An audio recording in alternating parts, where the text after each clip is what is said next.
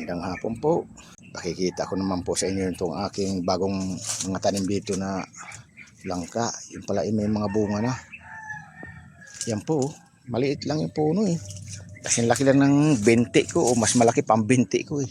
Pero may bunga na siya. Ayan po. Yan yung bunga oh. Yan.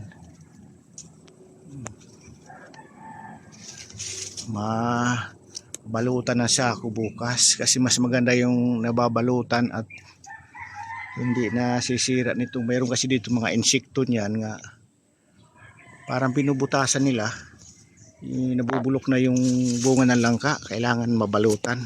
Napakababa lang po yan ha. Ayan, ayan, napakababa lang. Maganda pa naman to na mga lahian ng langka na itinanim ko dito. Matamis at saka makakapal yung kanilang ano. Sabi pa nila dito yung lamukot kung tawagin nila. Ando sa amin yan sa Samar ang tawag ay hubag. Yan po, namumunga na pala. Ngayon ko lang napansin. Andito pa yung isa, mayroon din bunga. Ito po oh. May bunga na rin. Ayan oh.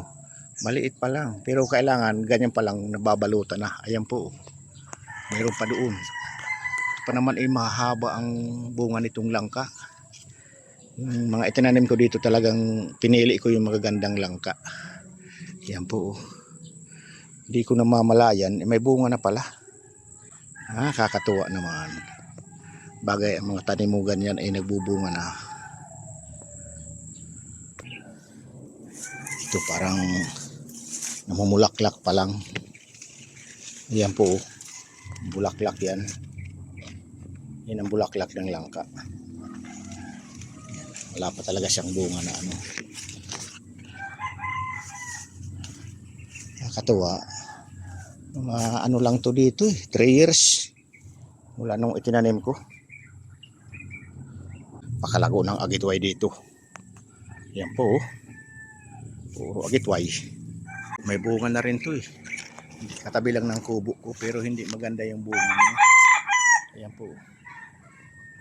Maliit lang ang puno. May bunga na. Ito naman sa baba ay malago dito ang aking pandan. Ito pa yung kalamansi ko dito. Ang dami ng bulaklak. Ayan po. Namumuti ng bulaklak. Yung unang bunga, yung medyo malalaki na, napanguha na. Pero mayroon pa rin natira na yung di pa nga lang malalaki. Tapos nagbubulaklak na ulit. Ito yung isa oh. Napakababa lang. Ang daming bulaklak. Namumuti sa bulaklak eh. Walang tigil sa kabubunga itong aking kalamansi. Ayan oh, may mga bunga yan. Marami na rin ang nakuha dyan. Mababa lang. Halos pantay lang sa baywang ko. Tumubo na sili. Kung tawagin yan dito na sili na ano, labuyo.